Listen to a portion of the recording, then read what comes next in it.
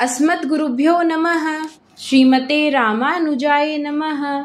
भन्नहटी भीतर भर गई, सौ दर्श बिन निकलती नहीं। प्रभु के प्रकट निरावरण दर्शन की लालसा रखने वाले प्रपन्न की हालत अत्यंत ही शोचनीय हो जाती है। उसका हृदय बिना भगवत प्राप्ति के घबराहट में बेचैन होता जाता है। दिन रात भगवत चिंतन में डूबकर नित्य सेवा से नित्य नवीन लाड़ लड़ाने में, प्रियतम को प्रसन्न करने के लिए सजल नेत्रों से प्रयत्न में लगा रहता है। उस महात्मा की स्थिति शब्दों में बखान नहीं किया जा सकता है।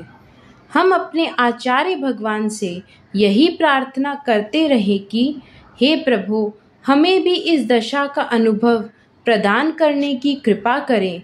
जय श्रीमन नारायण।